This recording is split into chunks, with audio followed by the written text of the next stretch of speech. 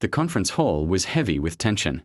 Delegates, journalists, and observers from across the world had gathered, expecting polite speeches, discussions on development, and carefully worded agreements. What none of them expected was to witness a moment that would go down in history, not because of money, but because of the refusal to let money decide destiny. Bill Gates had just finished a presentation about global cooperation for progress.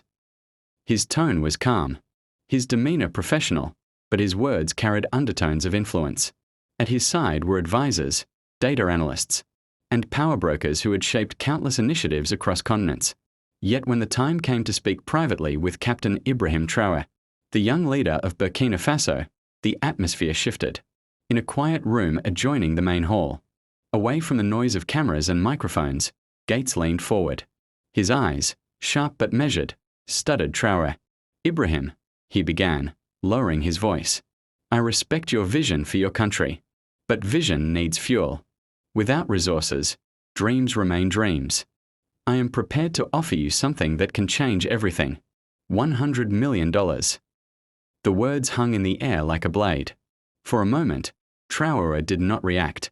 His face remained calm, unreadable. But inside, his thoughts raced, not with temptation, but with clarity. He knew offers like this were rarely gifts. They were chains wrapped in velvet. Gates continued, "This is not charity. It's a partnership. With this money, we can implement programs, influence policy, create stability. But it requires certain adjustments in how your government operates. International alignment is important. Flexibility is necessary." Traoré's silence unsettled the room. Advisors shifted uncomfortably. The offer was monumental, life-changing for many. But he was not many. He was the elected guardian of his people. Finally, Traoré leaned back in his chair. His voice, when it came, was low but steady. "So, you want me to trade my country's sovereignty for your money?" Gates shook his head quickly. "No, not at all. This is about cooperation, about building a better future. Surely you understand the responsibilities of leadership. Sometimes, compromises must be made." The words "compromises must be made" landed like a thunderclap. Traoré's eyes narrowed. "Compromise." He repeated, "Compromise is when two sides give something up to find common ground. But this is surrender. You are not asking me to cooperate. You are asking me to betray my people." The temperature in the room seemed to rise. Everyone knew this was not a casual disagreement. This was a direct confrontation between wealth and willpower. Gates shifted tactics, speaking with more urgency. "Ibrahim, think carefully. $100 million can change lives. Infrastructure, health, education, all of this could be yours. You can be remembered as the man who brought prosperity to Burkina Faso. Don't let pride stand in the way of progress." Traoré's jaw tightened. He leaned forward now, his voice carrying the full weight of his conviction.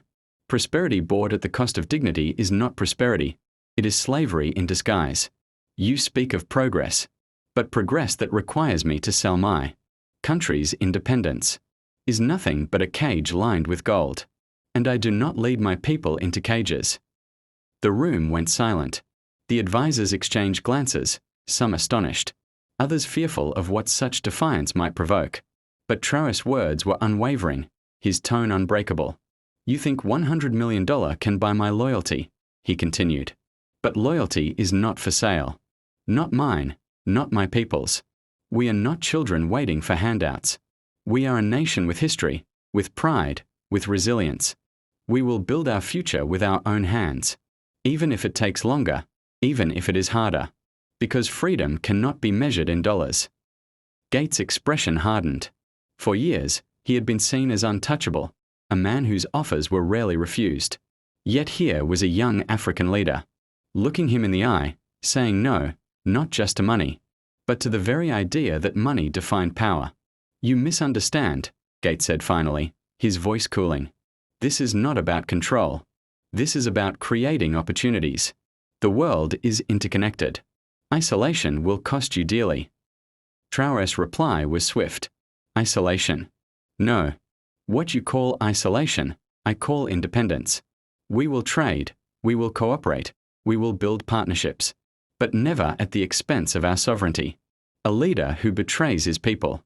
For money is no leader at all. He is a servant of foreign masters, and I will never be that.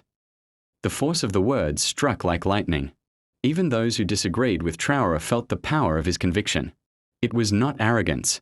It was truth, spoken with the clarity of a man who knew his worth and the worth of his people. As the meeting ended, Gates offered a tight smile, but his eyes betrayed frustration. The deal was dead. No amount of persuasion could move a man whose spirit was unshakable. But outside those walls, the story began to spread. Whispers turned into headlines. Headlines turned into debates. Around the world, people spoke of the young African leader who had stared down one of the richest men alive and said no.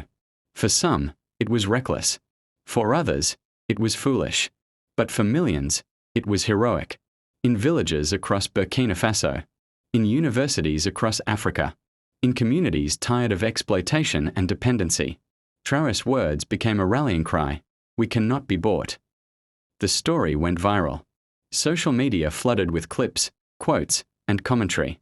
Analysts dissected every sentence. Activists celebrated the stand. Young people, often cynical about politics, felt a surge of pride and hope. In the weeks that followed, Traoré doubled down on his vision for Burkina Faso.